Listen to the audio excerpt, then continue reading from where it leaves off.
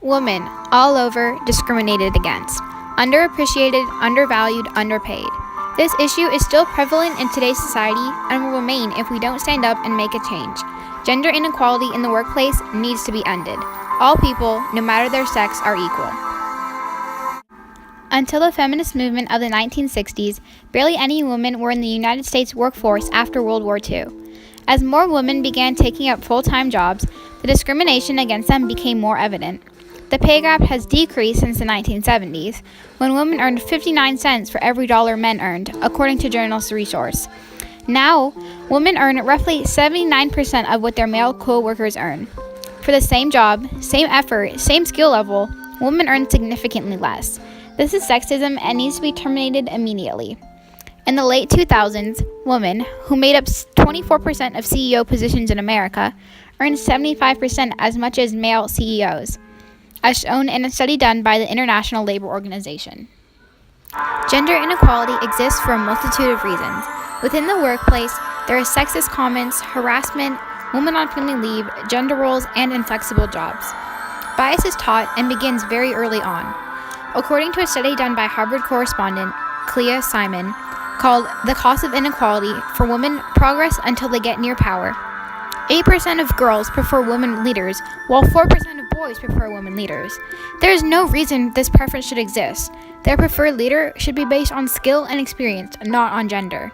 Fields such as STEM, science, technology, engineering, and math, or the labor force, are dominated by men.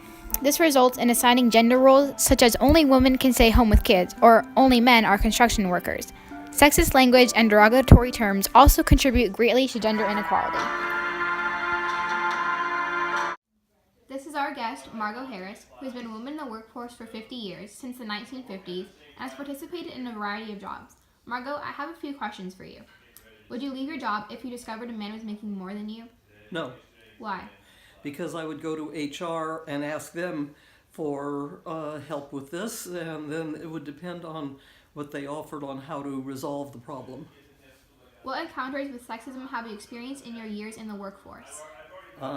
Numerous ones. The most one is I applied for a job that I was fully qualified for, and they told me specifically that they were not hiring women engineers or programmers. What are some ways you believe average people can put an end to gender inequality? Average people can show support. They can speak up and vocalize their support for diversity and for equal treatment under the law.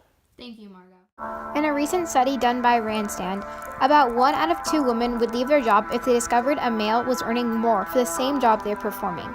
If women discover a pay gap in their workplace, they'll begin to leave their jobs. However, it is critical women remain in the workforce as they are a vital part of our economy. Stand up for women, fight for their rights. Stand up for yourself, fight for your rights. All people, no matter their sex, need to respect women and their contributions to the state, the country, the world. Change your mindset. Change others' mindsets. Help end gender inequality once and for all.